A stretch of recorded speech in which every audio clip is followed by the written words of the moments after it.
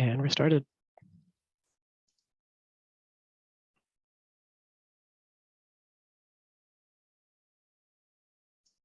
Thank you, Moise. We'll give it just a few seconds. All right. So welcome everybody to the August meeting of the Environmental Justice Collaborative Governance Committee. We are going to be talking about air quality tonight. So quick little update on what's going on. Originally, we had planned on talking about follow-up. Sorry, there's just going to be a glare. Sorry, everyone. Originally, we were talking about following up to the Sacramento Climate Action and Adaptation Plan. We had submitted some questions, but the city of Sacramento is going to wait and come back to us at a later date. They have to compile all of the questions and comments, and they're also holding a public workshop, 2 public workshops that we should care about. But on August 16th at 5 o'clock, they're doing a workshop on the Climate Action and Adaptation Plan. It would be great if we can attend and give comments there. And that will be a workshop for the council. And after they have that workshop with the council and they've been able to distill the comments they've gotten, then they can come back to us with more specific feedback and answers to our questions. But we kind of got caught up in a little bit of the bureaucracy of when they can share information with the public versus the council. On that same day, August 16th at 2 o'clock, there's also a hearing in the law. There's a meeting with the Law and Ledge Committee for City Council to talk about the new building. I think it's 1 p.m. Oh, 1 p.m. It definitely says 1 p.m. on my notes. Sorry, Moise. About the new building electrification ordinance, which we have also submitted comments to. So August 16th, if you're available, please tap in at 1 o'clock or 5 o'clock or both.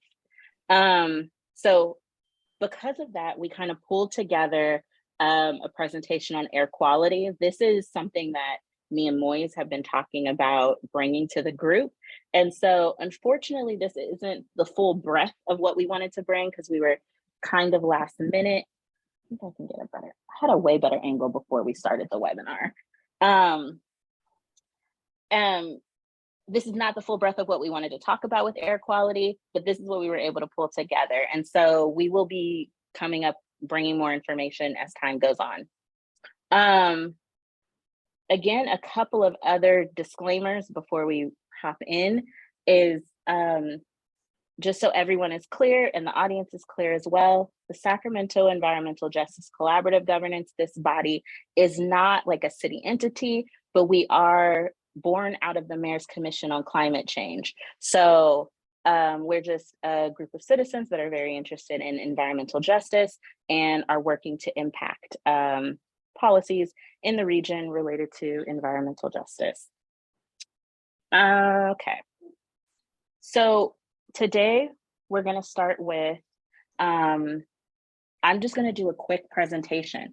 Everybody say with me, not necessarily out loud, but in your head, this is an oversimplified presentation on air quality. We want to make sure that this group is as accessible as possible and everyone comes with different understandings and expertise in different areas.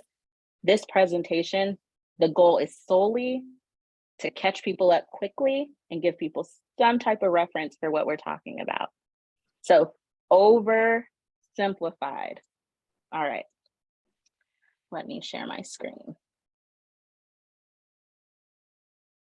All right, does everyone see that? Okay, perfect. So air quality, and so I didn't even go to the federal level, right? In California, we have the California Air Resources Board, known as CARB or ARB, depending on who you're talking to. And basically they were established in 1967, and they're the agency that basically helps track and regulate pollutants and pollution and air quality. They are a 12-member board with representatives across the state. And we actually have Phil Cerna, Supervisor Cerna, who is our representative on the Air Resources Board. CARB is, I mean, it's a huge agency, thousands of employees. They have their hands in a lot of different policies and regulations. They do a lot of things. I'm just going to highlight some of the top ones. I'm going to highlight the place's climate plan is engaged, and also some of the policies that relate to what we're talking about today. Oversimplification. I can't stress to you enough. Each one of these things that are listed here are 1,000-page laws and reports that I've distilled into one sentence, so bear with me. The scoping plan is this mammoth of a plan that's done every 5 years that basically outlines how we're going to reduce our greenhouse gas emissions and air pollutants. We're in the process of updating it right now, and it basically sets the plan for like, how do we actually reach our climate goals? Similar to so the scoping plan is like the plan and the vision of how we move forward. Then there's a thing called the SB 150 reports. These reports are done every 4 years, and they basically go back and evaluate how each region is actually reaching their goals. So for many years, one of the things California does well is create goals, and rarely do we actually check our progress. So the SB 150 reports are a way for us to come back and make sure we're actually meeting our emission reduction goals. The community air protection grants, you may also hear it referred to as AB 617 or AB 617, is basically a program that focuses on reducing emissions in the most impacted communities. So this program has a bunch of things under it. It has like focused communities, community air grants, a lot of different programs. But when you hear community air protection or AB 617, know that it's focused on disadvantaged communities. Another policy or program that, again, is really big and has a bunch of parts is advanced clean cars. And this one is basically just focused on making sure that we have the cleanest cars on the road, and we're not sacrificing quality, and we're dispersing those cars and the equipment to charge them in the most equitable way possible. So there's also, so that's at a state level. The state is creating all of these regulations and these plans, and some of the laws the city of Sacramento has to follow, some of them the county has to follow, some of them are regional planning, our regional planning organization has to follow, SACOG. And we also have our own Sacramento Metropolitan Air Quality Management District, probably referred to for the rest of this conversation as the Air District. And it was established in 1966. There are 35 of them across the state of California. And see, I wasn't too sure about this language. They facilitate the local 617 community grant, but Janice is going to completely clarify what I just said. But essentially the state gives the Air District money to help administer the 617 grant, and they have some specialty programs that they do on the ground in Sacramento. So that is, again, remember the name of the game here is oversimplified air quality policy. Just know there's a big state entity that has a bunch of programs that are administering and regulating air quality, granting money, trying to help us reduce our emissions, and we have local groups doing that as well. Anything high level that folks want to add that may have expertise or knowledge on this about the Air District, about CARB?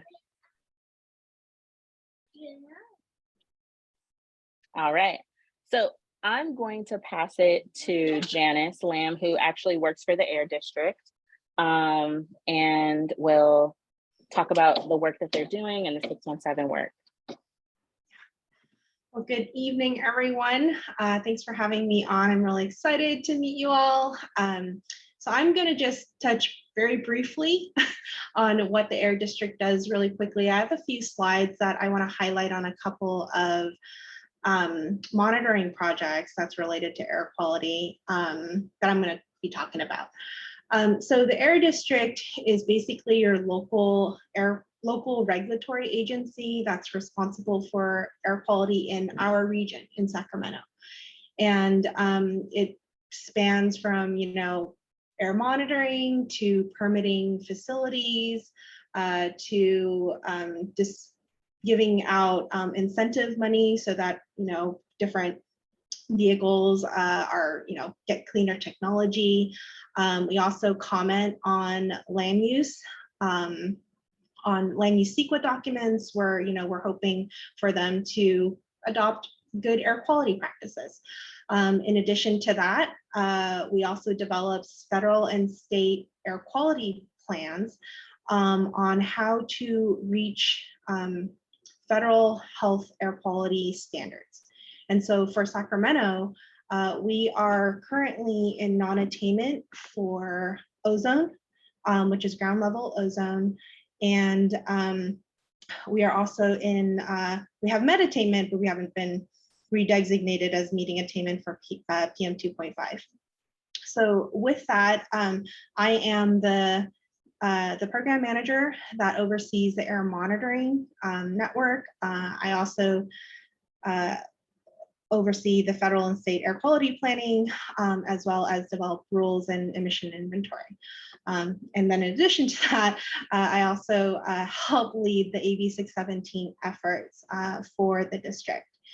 And AB 617, I'm gonna pull up some slides really quickly. How do I do that? Sorry.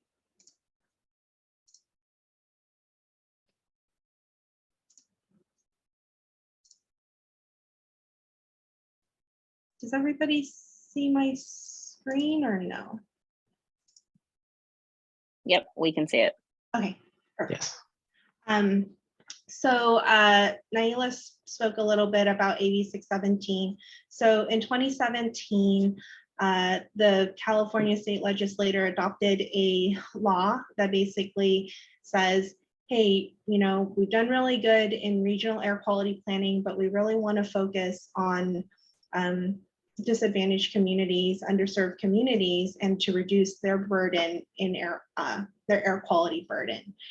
And so one of the main charges that we have as the air district is that the air district in Sacramento was chosen as one of the first 10 community, the South Sacramento flooring community was chosen as one of the 10 communities across the state to participate in the program. Well, what does that mean?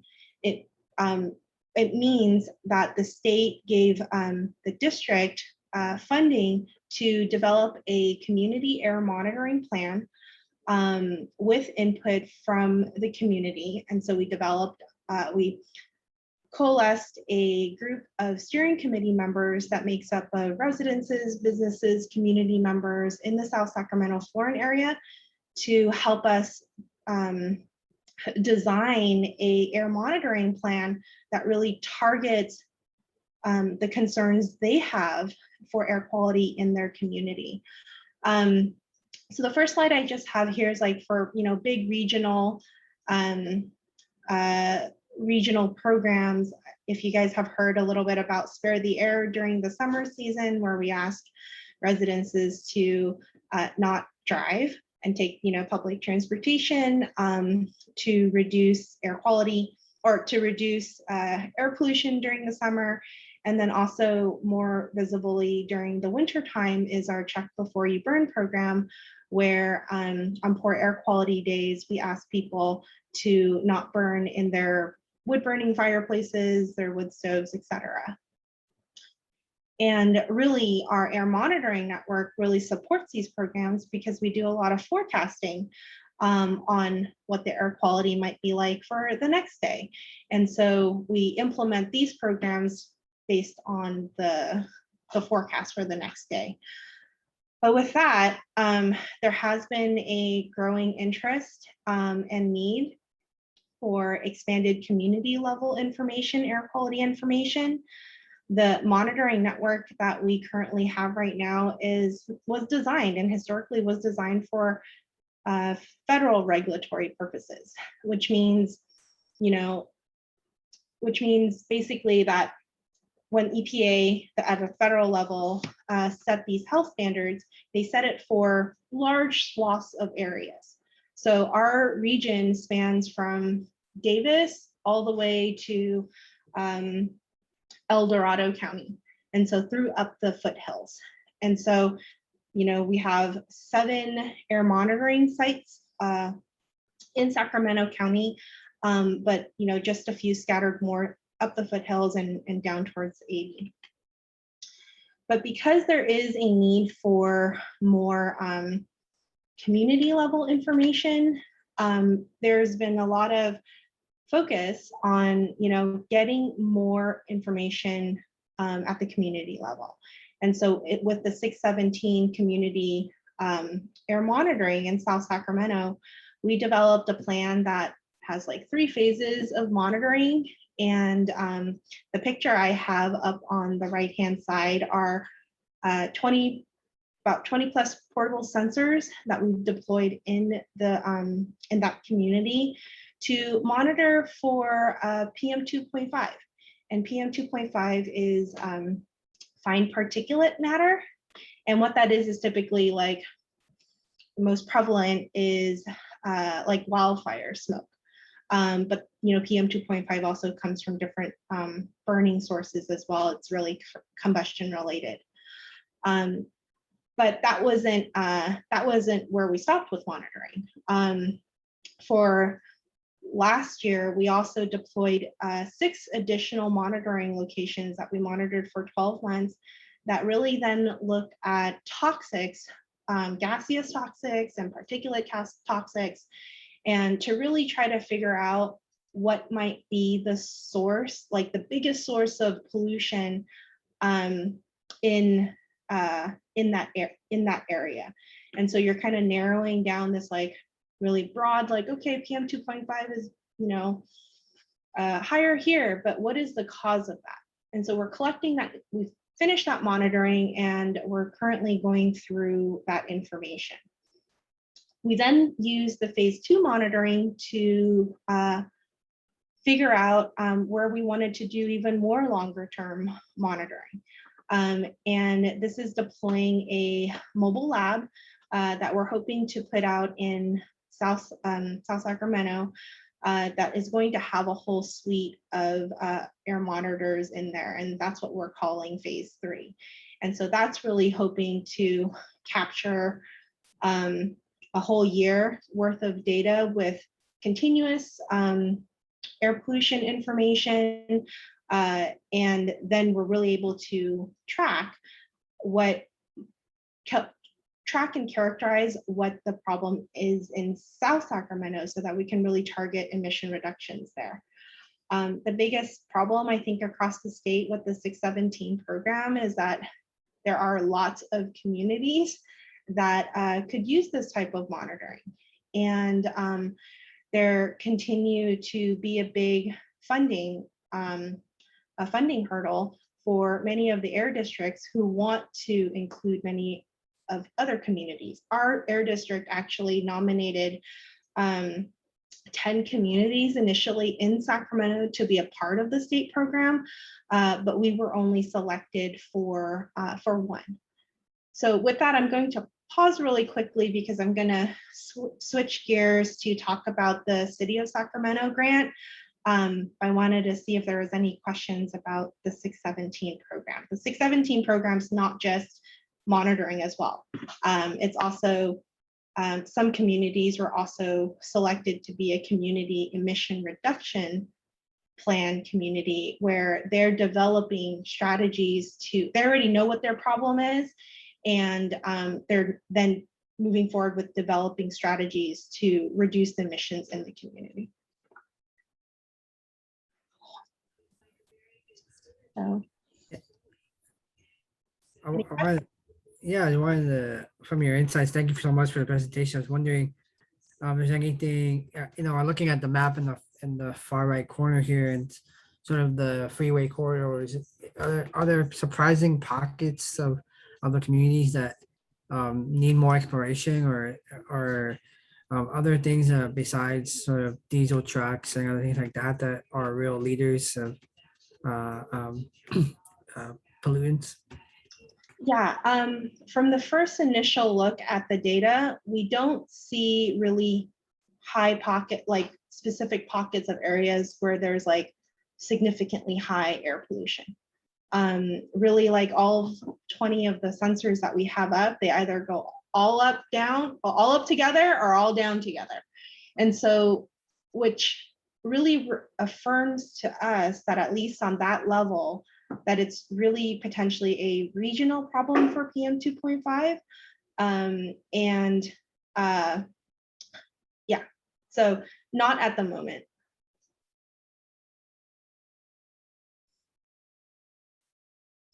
Any other questions regarding 617?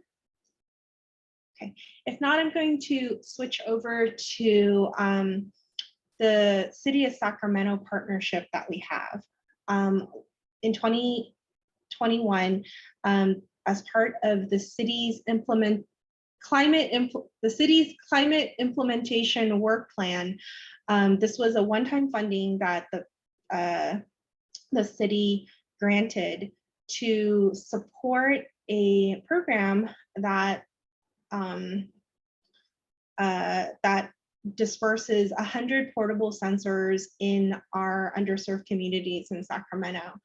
And so there's actually 3 parts to this particular partnership. One is to, get out 100 portable sensors and install them across the city. The second part is to do some street level monitoring, where if you can think about it, it's more like a Google, like if you look at Google Maps and you have like the traffic areas, like where's traffic and where there isn't. So levels of air pollution on a street level. And then the third part of this project is community outreach. And so we have all of this information and all of this data. How do we help the community understand what the data means, what they can do with the data, and really, help inform their decisions that they make in, their everyday lives. Yeah. So this is just a quick picture of the couple of sensors that we're going to be deploying across the city. So you can see they're not really big. The one that is on the right-hand side has a solar panel on it, along with a telecommunication box that sends internet data to a online portal that shows the air quality data for on a website. And then the left one on the right, or the left one is a purple arrow one that's that's pretty prevalent, I think, especially in Sacramento, where you hear a lot of where we have a lot of wildfire air quality episodes, where a lot of people also use that as air quality information. But these 100 portable sensors, we've been reaching out to schools, school districts, on whether or not they're interested in receiving one. We are going to be soliciting for eligible residents and businesses to receive these sensors and to install them. And all of this information is going to be public. And so we're requiring folks to, turn it on so that everybody in their community can use this information. And hopefully we're going to be able to have a deployment in the fall. The next part of the project, like I mentioned, is the street level monitoring. And we are out for a RFP right now to solicit for companies that do short-term level air quality monitoring. And so you can see this is just an example of what one could look like, where they drove, they drove a car, probably some type of Google car, to see where you see the highest levels of pollution across the city. And this information we think could be useful for the city and its partners and residences, because it really can, I think, shine a light on whether or not, there are that pocket of, are there pockets in the community that needs more focus, and it might be able to help inform land use decisions, in addition to maybe traffic routing or something like that. And so with that, we're hoping to partner with 1 to 2 community group organizations to really help us get the word out to the community and really help us be able to get the information out and also be able to inform us on how to best share this information so that, you know, the educational materials or training materials are understandable, if they're in the, you know, in the right languages for people to understand. And it's, so this part is really like helping the public know how to access the information and how to use the information for their daily decisions. With that, that's all the slides I had. This is my contact information. If you have any more questions, I'm more than happy to share, you know, anything about the program, and or answer any questions that you may have. All right, Nick, you have a question. Go ahead. Yeah, thanks, Janice, for the great information. Forgive my naivete. The Air Quality Management District, that's an overlay over the entire Sacramento County. So there's several different city governments, or is it just within the bounds of? Can you remind us what your boundaries are? And So our air district is, the boundaries are the county, Sacramento County. And so it encompasses the city of Sacramento, you know, city of Elk Grove, Folsom, Rancho Cordova. So we have all of the board members on our, or all of the city council members on our board. And the street level monitoring and the other sort of rollouts, are they so far just within basically the kind of the sphere of influence of the city of Sacramento, or are they kind of just more broadly across the region, or what's the engagement for the other? So for the street level monitoring, it is going to be just the city of Sacramento because it's funded by the city of Sacramento. Was that the question? Was there? Okay. Yeah. And I'll stop. I think I appreciate it. I think part of it, what I find really interesting is what you said about being able to use this data basically at every turn on city decisions around land use planning and permit development, things like that. I think the more and more we can support you on the whole region, we can get a sense of where the traffic is coming from, in and out, where the different pockets are. So because you know, air quality, like water, you know, doesn't know boundaries, I think. So the more and more we can be supportive of you and your efforts, I appreciate it. Thanks so much. Thank you so much. Yeah, thank you, Steve. Thank you so much, Janice. Great presentation. Yeah, just a couple questions, if I may. I'll try to make quick.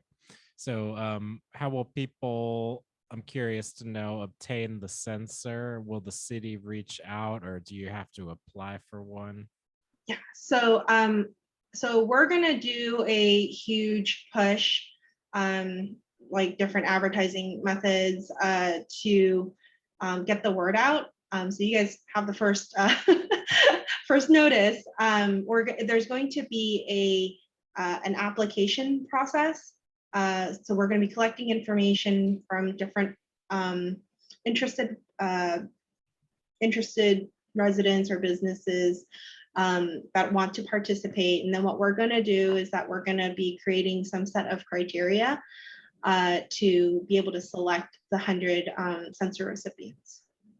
And what the goal is to make sure we have good spatial representation. So, you know, maybe it's not your next door neighbor that got it, but if your neighbor got it, then you have that same information that you can use, right? And so we're really trying to spread that out as much as possible. Absolutely. Yeah, it doesn't make sense for 100 sensors to be in like one block radius. Yeah. So will the application process, forgive me, for following up, will it be through the city or through the air district? It will be through the air district. Got it. And it's not just limited to people in the city limits, right? It will be limited to the people in the city limits. Oh, okay. It will. Okay. So in terms of the air quality data, would that be on the Air Now app, the NOAA smoke and fire map, and other web products? Do you envision integration there? Yeah. So the Fire Air Now website does take in data from Purple Air, which is the sensor that we're using. And so, or one of the sensors that we're going to be using. And so as long as that information is going to be made public, and that's one of the agreements that we're going to ask, the participants to agree to, is to make that information public so that it can go to a website like fire.airnow.gov. Thank you so much. And then on the 617 air monitors, will those 20, I guess, be permanently housed in the area? Or what does that process kind of look like? Yeah, so when we first deployed the sensors,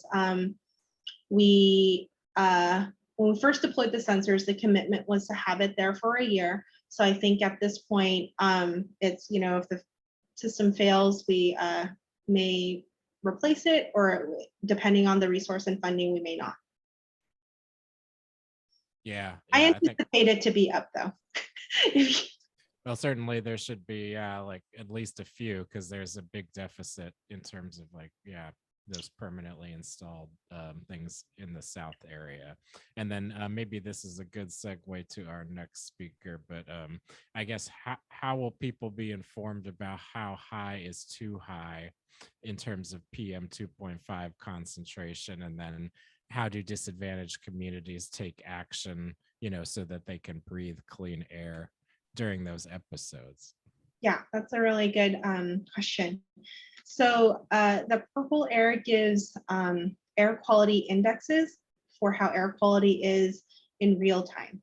So I don't know if you guys have seen the different colors where it's like green and it's red and it's orange, yellow. I think I have it all over the place now. And when during, really smoky days, it could get up to like a burgundy color. And so as you're moving up that scale, you're able to understand whether or not the air quality is good or bad. And residences can use that information, if it's good, maybe it's okay to go outside and, exercise, but maybe if you see red and maroon, maybe it's, not that good to go outside for that moment. I kind of want to piggyback off of that question a little bit. I think I get really confused, a little frustrated with where, how to actually impact air quality. I think a lot of the conversation I hear is around monitoring, which of course feels helpful, but when there are those bad air days, it's what can we actually do to clean the air? Not just monitor and prevent, but are there things that we can do in real time to clean the air? Yeah, so I think it depends on what type of pollution. There's two kinds that are really prevalent in Sacramento. One is ground level ozone. So these monitors that I just talked about only measures for PM 2.5. So I want to make that clear. Ozone is more of a regional pollutant, and so you don't need as many because it's more uniform in a large area. So I think if it's ozone, one of the things that our Spare the Air campaign really tries to educate residents is, don't, you can maybe not take your vehicle out so much, you can carpool, or, maybe remote work, or what else is there? There's a whole list of things that that they have listed in terms of, impacting air quality, but a lot of it is cars on the road during summertime. increases the air pollution for us, at least in the Sacramento Valley. During wildfire season, I think I think really, I mean, that's, kind of something that's not in our control. But I think that one is more focused on protecting yourselves, especially the vulnerable population, kids, elderly, and getting them outside of the smoke. During the winter time, PM 2.5 can be poor on some of those days because all the fireplaces or like wood stoves might be burning and trapping the smoke in the valley. And so what we ask for people to do, and one of them is actually the law, is that you don't burn in your fireplaces during those poor air quality days, so that you can keep the pollution down for the region. And actually that particular rule that we have in terms of like not being able to burn on in your fireplace on poor air quality days is the one that has shown the most drastic improvement. Like it's almost like when we put that rule in, the next year the pollution went down by, I want to say like 5 or 6 fold. And so that is something that I think residences can do to to impact air quality on those poor winter days.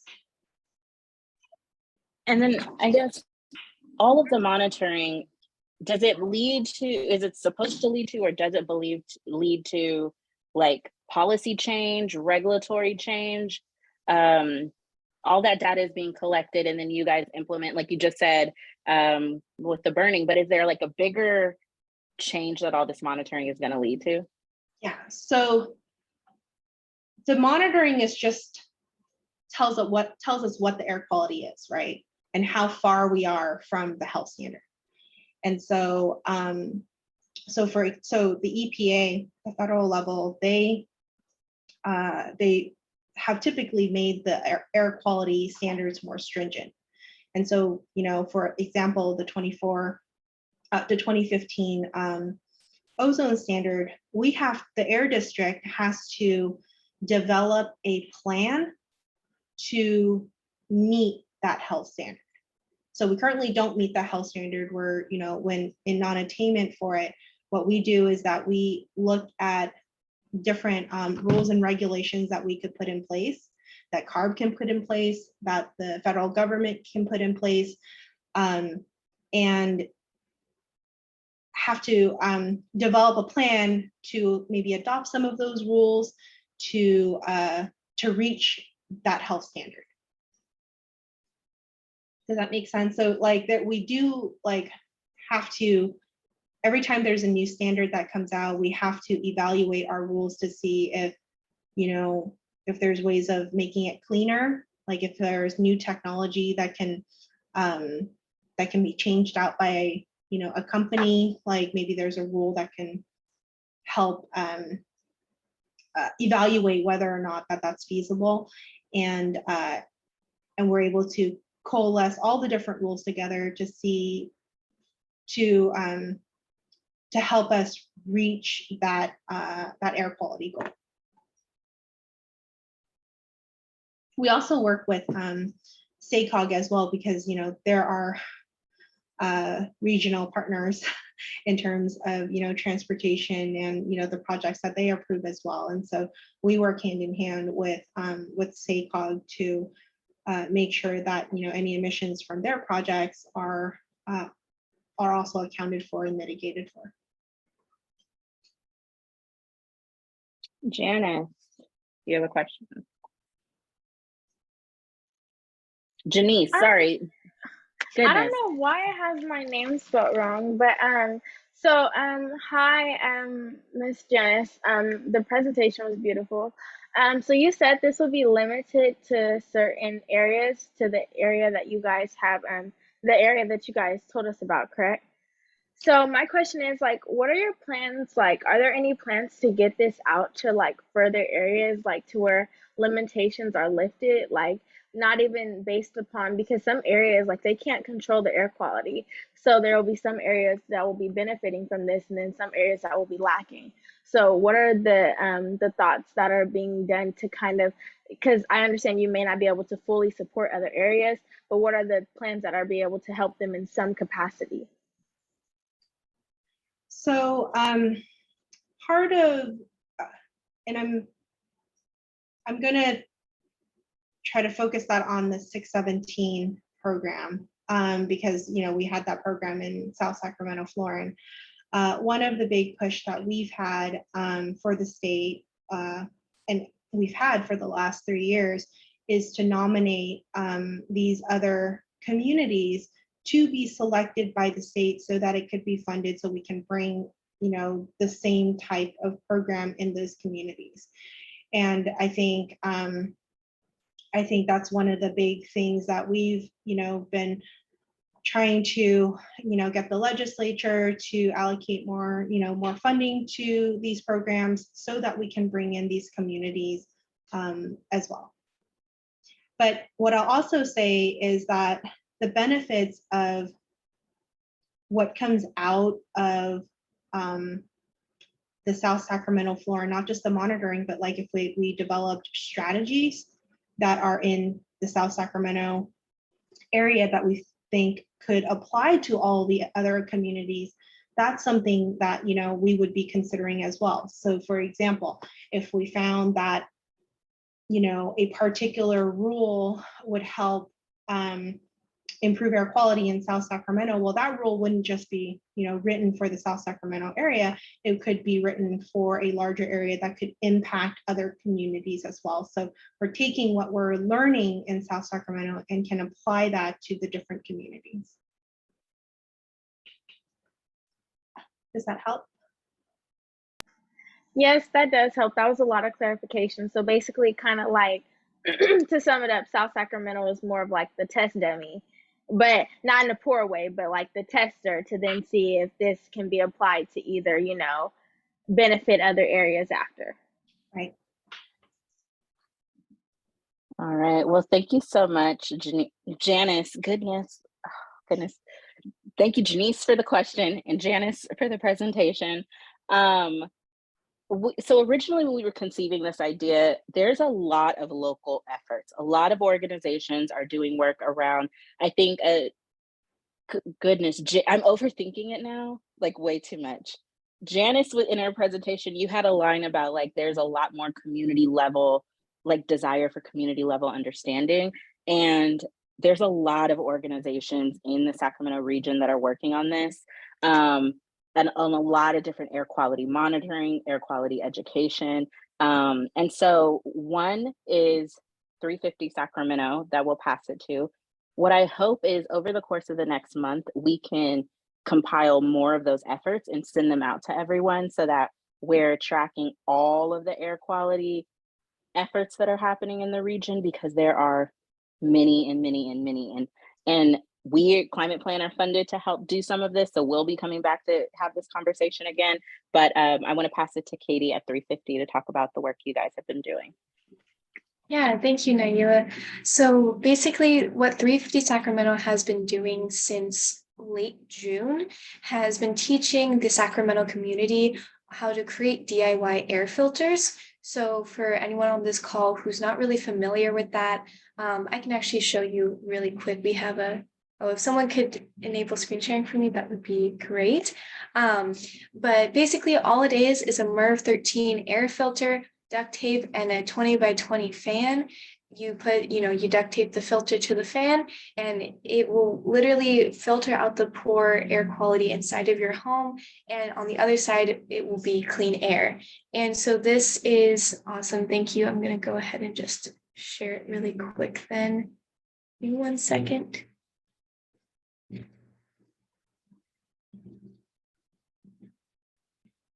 All right, cool. So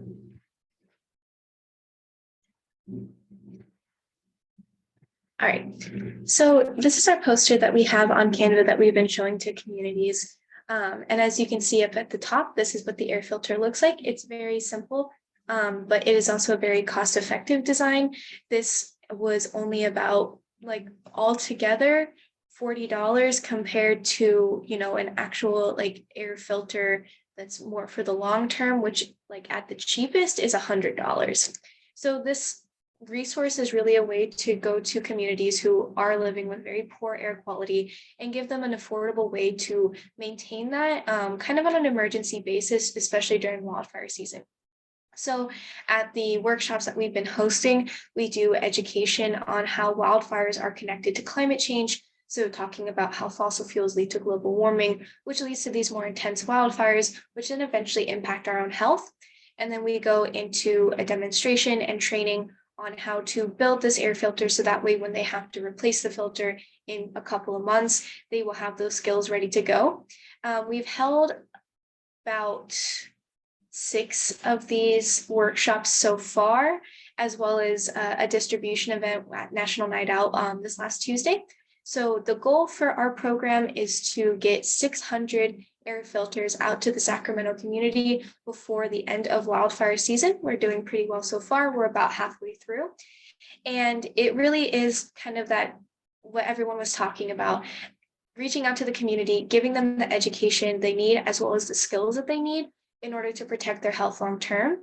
And so far, it's been really successful in the terms of like people didn't know that this was something that they could do. And now that they do know about it, it's something they're going to continue using over and over again. You know, when the cool thing about it too is the community is giving us a lot of feedback. And one of the biggest things that we've noticed is that people still have a hard time being able to afford the filter and the duct tape needed to continually maintain the filter. So I think when we're, you know, talking about air quality, all these things, really understanding that, you know, anything that is like 20, you know, it's $20 for the filter, which like, you know, for me is also a very big cost. That's a grocery part of your groceries, right? So I think really understanding that when we're going through in terms of accessibility and being able to afford things is something that's very important. And I'm going to plug in one of our events here right now. We actually have one this Saturday at the Common Grounds Covenant Church in South Sacramento. And if you're interested, feel free to email me and I can put my email in the chat. But this will be kind of one of our bigger ones. We have about 10 people signed up right now, and we'll be doing the same thing. And the Sacramento Air Quality Management District will be there as well, because they're the one who, thank you, Moise, who is funding this grant, because we're working off of grant money for this term.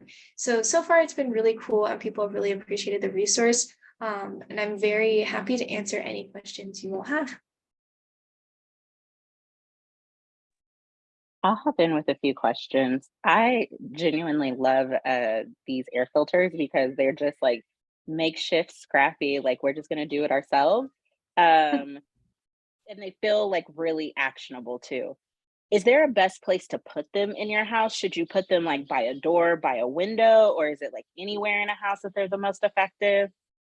That is a great question, and I even have a fact sheet to share with you. So let me just share my screen again really quick. Awesome, here you go. Ooh. Okay, can you guys see it? Air filter fact sheet. Yeah, so Could you zoom in, basic- Katie?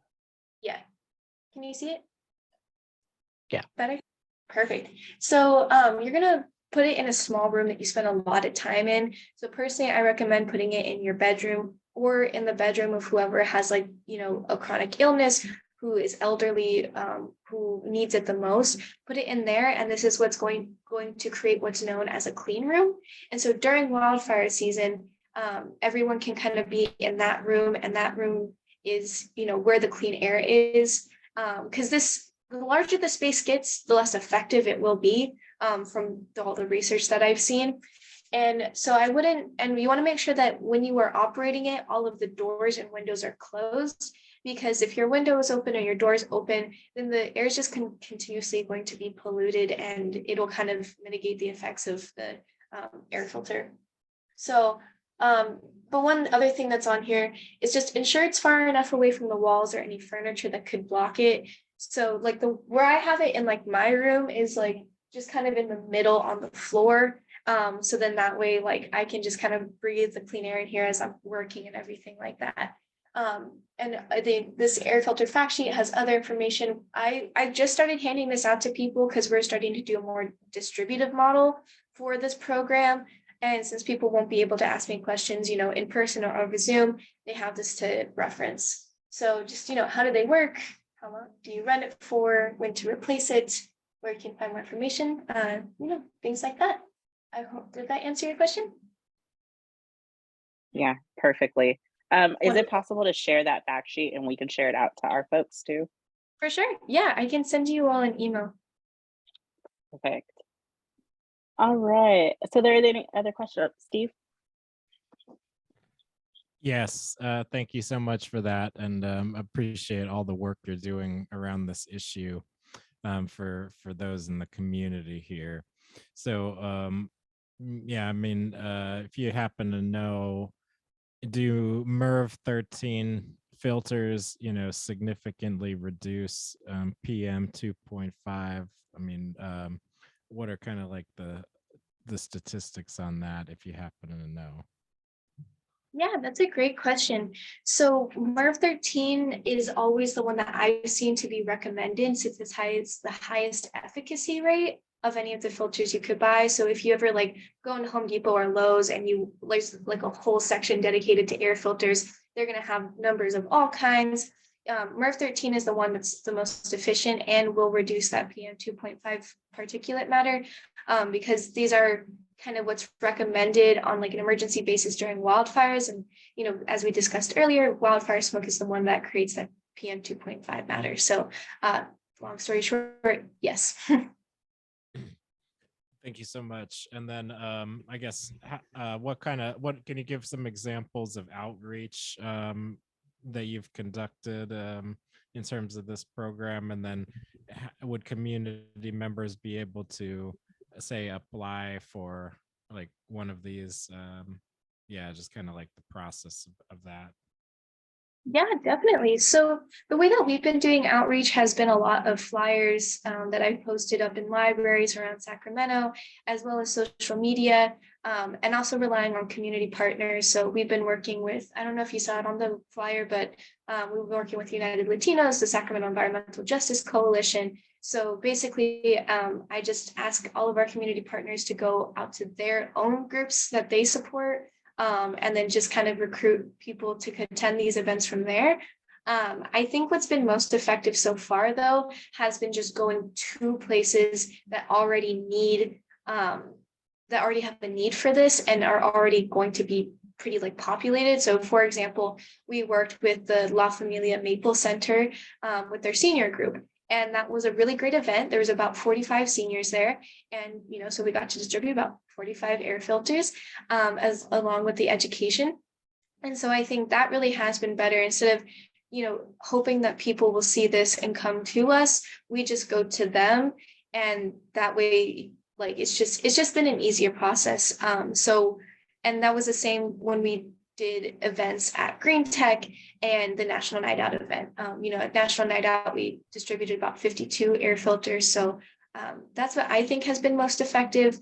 I think though word of mouth is what we're kind of hoping for long term. Once we get this initial 600 people in the community who are hey, this is a really great resource, they're gonna go to their friends and family and they're gonna talk about it. At National Night Out, this one family originally signed up to get an air filter and they loved it. They called their entire family and who lived in a bunch of different households across Sacramento, and they're hey, this is a great resource, come here and get it. And then they did, and we gave 12 air filters out. So also that's something we think long term could be really impactful, because then people will kind of trust, they'll trust their family and their friends more than they're going to trust a flyer put up by an organization they may not know about. Thank you. That's really helpful. And I think, yeah, you're right. That is impactful, just meeting people where they are is kind of the tried and true tactic there. So last question, and this is kind of a lament, but, at the end of the day, I think people shouldn't have to resort to, these kinds of DIY solutions. This is illustrative of failed policy in two senses. The first policy failure is that we obviously let the air quality get so bad that, it requires an air filter. And the second policy failure is that we really have no official solutions for this.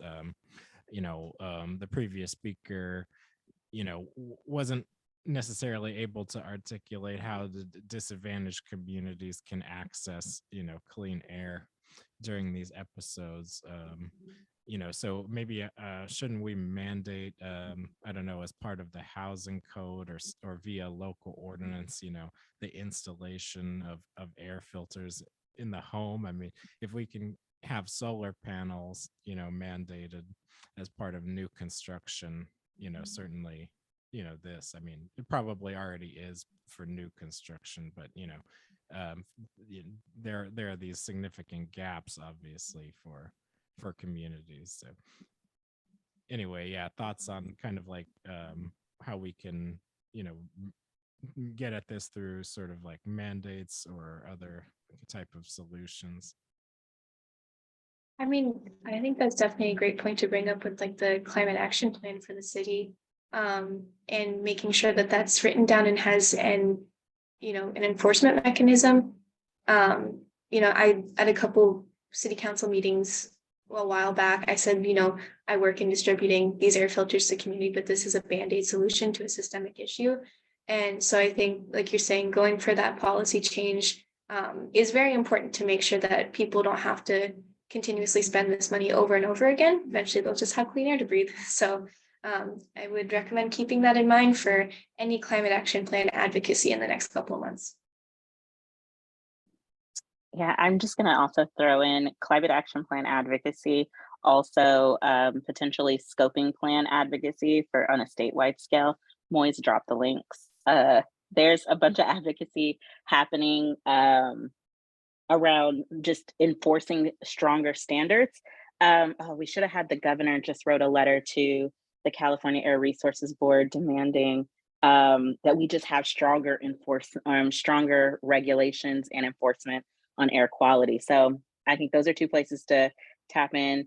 Janice, you video on, did you want to add on where we can advocate for that, or any thoughts? No, I think you got it, Naila. I think this is, there's more wildfires because the climate is getting hotter, right? And this is a symptom of the problem. And so, I think all the work that the, climate action groups are doing, the work, the scoping plan, that's only going to help.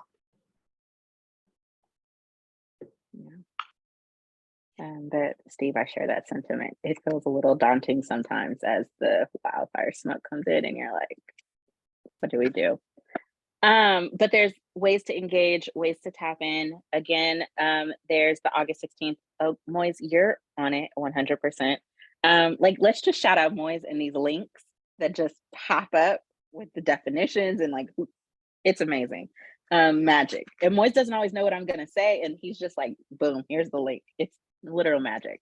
But August 16th, 1 o'clock is the electrification new building ordinance. And then 5 o'clock is the climate action adaptation plan workshop.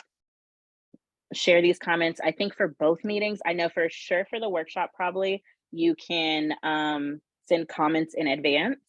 And so please send comments in advance. Let's uplift some of these concerns that we have. Any other questions? We have about 2 minutes left. All right, I appreciate learning and discussing air quality with all of you guys. Next month, hopefully we will be able to have the conversation around the climate action plan. And then the month after that, October or November, we'll be talking about zero emission vehicles. And Angelina, do you want to do a plug for your program right now? So are you talking about Green Tech Mobility Hub? Mm-hmm. Well, I was talking about the workforce. Oh, workforce. So we CRP Community Resource Project, which is a nonprofit with collaboration with CMC, California Mobility Center, and Oral Planning. We received $500,000 funding for workforce for electric vehicles, which is called IDEALZEV, the name of the funding. But I just want to let everyone know that we are going to have free training. It's only for underserved community members, mainly for South Sacramento. The other area is around Bohemian Park, which is for Afghan refugees. So we are from probably December this year, we are going to start providing these training sessions. And I just wanted everyone to know about that, if you can share that with your community. And I will put my email address here as well in case that you want to contact me. Thank you so much. Yeah, and in October, November, we'll go into a little more detail, but start thinking of folks that can be plugged into that workforce program. All right, everyone, thank you so much. Have a good rest of your week, good month. See you guys next month. Thank you. Bye, everyone.